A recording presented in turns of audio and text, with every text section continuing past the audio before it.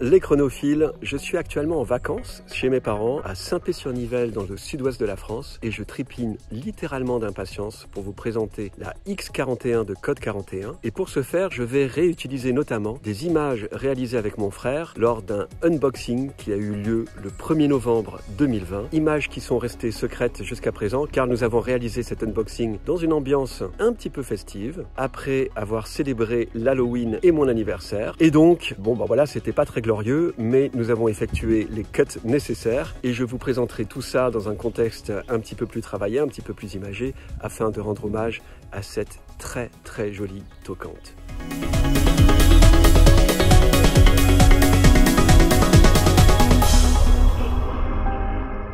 Inutile de vous présenter de nouveau cette micro-marque fondée en 2016 et basée à Lausanne, en Suisse.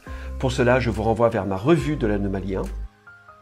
Ce modèle est, je dirais, l'aboutissement du rêve de cette marque. Réaliser une montre qui met en valeur et magnifie les entrailles mécaniques d'un mouvement automatique, nanti d'un calibre de haute horlogerie, composé notamment de 33 rubis et d'une masse oscillante périphérique.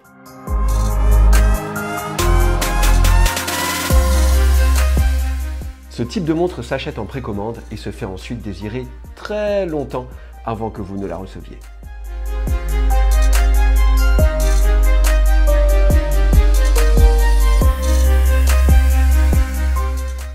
Cette complication assez rare est réalisée par la manufacture Timeless à Haute-Sorne dans le canton du Jura, qui ne travaille que sur des petites séries. Ce mouvement unique, spécialement conçu pour la X41, est 100% Swiss made. De l'usinage au décor à la mise en couleur au montage. Alors évidemment, le prix de ce bijou est en conséquence. Je l'avais acheté lors de la précommande de la deuxième édition en avril 2019 à 4 700 €, toutes taxes comprises.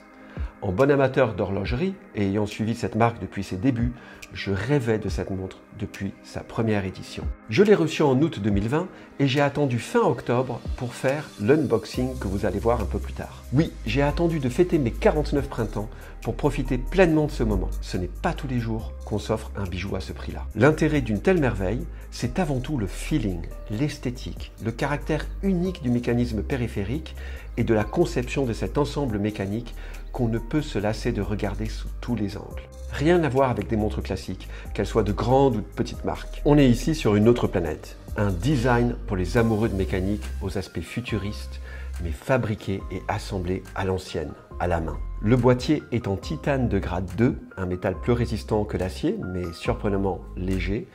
Le boîtier fait 5 ATM, son diamètre est de 42 mm, son épaisseur de 11,7 mm et l'entrecorne de 24 mm. Alors je précise que pour leur 5e édition en précommande aujourd'hui, le boîtier fait maintenant 10 ATM et qu'ils utilisent un titane de grade 5, encore plus solide et beaucoup plus résistant aux rayures. La montre en revanche est évidemment à un coût supérieur, à plus de 5 500 € je crois aujourd'hui, mais je vous laisse consulter leur site si vous êtes intéressé par ce merveilleux objet. Le mécanisme oscille à 28 800 alternances par heure, 4 Hz. De mémoire, la précision de celui-ci mesuré avec mon appareil est située aux alentours de 6 secondes, 0 secondes par jour. Un très bon score pour ce mouvement assemblé à la main, mais cette précision n'a été atteinte qu'après avoir renvoyé ma montre en SAV. Car oui, petite ombre au tableau pour moi. En février 2021, après avoir porté ma X41 moins d'une dizaine de fois, je me suis aperçu qu'elle retardait de plus d'1 minute par jour. Le cauchemar, il fallait que je la renvoie au moment où j'avais juste un peu de temps pour le consacrer à un épisode complet sur Chronoflexion. Je suis déçu. Je suis déçu. Déçu. J'ai donc testé pour vous le SAV de Code 41 et je suis sûr que ça vous intéresse. Parmi les points positifs, après remplissage d'un formulaire en ligne, ils vous envoient tout de suite leur transporteur qui vient prendre la montre au lieu que vous avez choisi. Et ça, c'est très très cool. La réparation a été très bien effectuée par l'atelier Timeless puisque le mouvement est maintenant réglé comme du papier à musique. Parmi les points négatifs, en revanche, la montre m'a été renvoyée sans un mot d'excuse et sans geste commercial. Les autres micro-marques que j'ai testées en SAV m'ont toutes offert au moins un bracelet et parfois une petite compensation financière sous une forme ou une autre. Pour une toquante à 5K €, c'est pas très glorieux. Alors Code 41, vous pouvez mieux faire, j'en suis sûr. Pour le reste, je demeure séduit par la marque. Comme promis, voici maintenant des extraits de l'unboxing. J'ai attendu combien de temps pour l'ouvrir ce truc-là? Je sais pas. En tout cas, t'as des jolis petits doigts. Oh les gars quoi. L'emballage, déchire-toi. Tout le mécanisme reproduit graphiquement. Et là, on voit le mouvement périphérique. C'est quelque chose de très très fluide. Elle est magnifique. Je m'attendais pas à voir quelque chose d'aussi fluide en fait. C'est Sous très mes longtemps os. que je l'ai commandé et puis là, il est un peu tard ce soir.